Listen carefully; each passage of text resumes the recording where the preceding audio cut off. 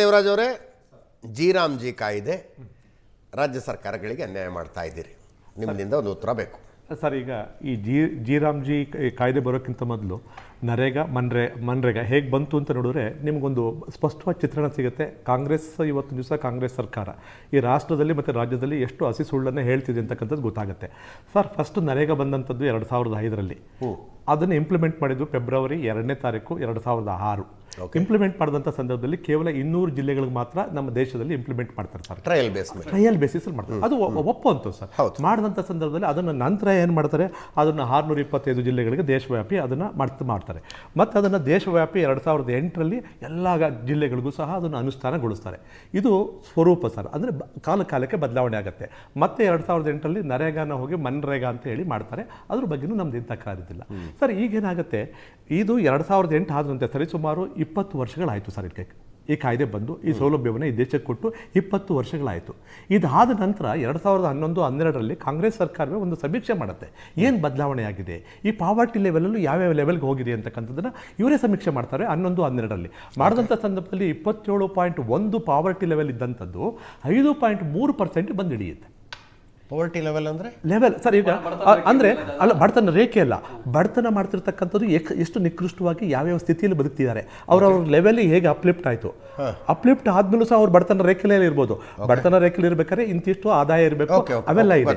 ಇದು poverty level sir. ಇದು ಅಷ್ಟು ನಿಕೃಷ್ಟವಾಗಿರ್ತಕ್ಕಂಥದ್ದು ಅಪ್ಲಿಫ್ಟ್ ಆಗುತ್ತೆ ಅಂತಕ್ಕಂಥದ್ದು ಕಾಂಗ್ರೆಸ್ಸೇ ಮಾಡಿದಂತಹ ಒಂದು ಸಮೀಕ್ಷೆಯ ವರದಿಯ ಅಂಶಗಳು ಸ್ಪಷ್ಟವಾಗಿ ಹೇಳ್ತಿದೆ. 27.1% ಇದ್ದಿದ್ದು 5.3% ಬರುತ್ತೆ. ಈಗ ಒಂದು ಬದಲಾವಣೆ ದೇಶದಲ್ಲಿ ಆದಮೇಲೆ ಕಾಯ್ದೆಯ ಸ್ವರೂಪವನ್ನು ಬದಲಾವಣೆ ಮಾಡಬೇಕಾ ಬೇಡವಾ ಸರ್? ಯೋಜನೆಗಳು ಅಂತಕ್ಕಂಥದ್ದು ಯಾವತ್ತೂ ಸಹ ಏನು ದೇಶ ಪ್ರಾರಂಭ ಸ್ವತಂತ್ರ ಬಂದ ಕಾಯ್ದೆ ಸ್ವರೂಪ ಬದಲಾವಣೆ ಅಂದ್ರೆ ಇನ್ನಷ್ಟು ಜಾಸ್ತಿ ದುಡ್ಡು ಒಳ್ಳೇದಾಗ್ತಿದೆ ಸರ್. ಈಗ ಅದು ಬಿಟ್ಟು ನಾವು 60% ಅಷ್ಟೇ ಕೊಡೋರು, ಇನ್ನು 40% ಸ್ಟೇಟ್ ಗವರ್ನಮೆಂಟ್. ಇಲ್ಲ ಸರ್, ನೀವು ಹೇಳ್ತಿರೋದು ಅದನ್ನೇ. ಈಗೇನು ಬಡತನದ ಸ್ವರೂಪ ಏನು ಬದಲಾಯಿತು, 27ರಿಂದ 5.3% ಬಂತು. ಇದಕ್ಕೆ ತಕ್ಕನಾಗೆ ನಾವು ಇವತ್ತು ಯೋಜನೆಯನ್ನು ರೂಪಿಸಬೇಕಾಗಿದೆ. ಇದಕ್ಕೆ ಯಾವ ರೀತಿ ಯೋಜನೆಯನ್ನು ರೂಪಿಸಬೇಕಾಗತ್ತೆ, ಇಲ್ಲಿ ಏನೇನು ನ್ಯೂನತೆಗಳಿದ್ದು ಅದನ್ನೆಲ್ಲ ಸರಿಪಡಿಸ್ಕೊಂಡು ರೂಪಿಸಬೇಕು. ಯಾವ ರೀತಿ ಸರ್, ಇವತ್ತು ನನ್ನ ರಾಜ್ಯಕ್ಕೆ ಇಲ್ಲಿವರೆಗೂ 5.5 ಅಂದರೆ 5.5 ಲಕ್ಷ ಕೋಟಿ ಇವತ್ತು ದಿವಸ ಬಂದಿದೆ ನರೇಗಾದಲ್ಲಿ ಸರ್. ಯಾವುದು ಇವತ್ತು 5.5 ಲಕ್ಷ ಕೋಟಿಯಲ್ಲಿ ನೀವು ನೋಡಿ ಸರ್, ಇದು ಕಾಯ್ದೆಯನ್ನು ಕಾಂಗ್ರೆಸ್ ಸರ್ಕಾರ ತಂದಂಥ ಸಮಯದಲ್ಲಿ ಇದ್ದಂಥ ಆಬ್ಜೆಕ್ಟಿವ್ ಏನಿತ್ತು ಅಂತಂದರೆ provide guaranteed wage employment, improve rural infrastructure and create durable assets ಅಂತ ಇದೆ ಸರ್. ಸರ್, ಇವತ್ತು 5.5 ಲಕ್ಷ ಕೋಟಿಯನ್ನು ರಿಸೀವ್ ಮಾಡಿದಂಥ ರಾಜ್ಯ ಸರ್ಕಾರ ಯಾವ್ದು ಕಣ್ಣು ಕಾಣುವಂಥದ್ದು ಯಾವ್ದಾರು ಆಸೆಟ್ ಅನ್ನು ರಾಜ್ಯದಲ್ಲಿ ತೋರಿಸಿ ನೋಡಿ. ಬರ್ತೀನಿ ಅಲ್ಲಿಗೆ ಸರ್. ಇಲ್ಲಿ ಏನಾಗ್ತಿತ್ತು,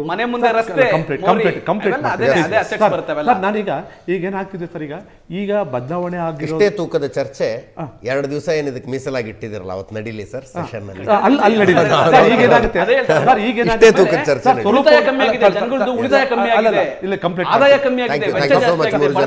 ಪ್ರಶಾಂತ್. ಇದರೊಂದಿಗೆ ಇವತ್ತಿನ ಲೆಫ್ಟ್ ರೈಟ್ ಅಂಡ್ ಸೆಂಟರ್ ಮುಗಿಸ್ತಾ ಇದ್ದೀನಿ. ನೇರ ದಿಟ್ಟ ನಿರಂತರ ಸುದ್ದಿಗಾಗಿ ನೋಡ್ತಾ ಇರಿ ಏಷ್ಯಾನೆಟ್ ಸುವರ್ಣ ನ್ಯೂಸ್.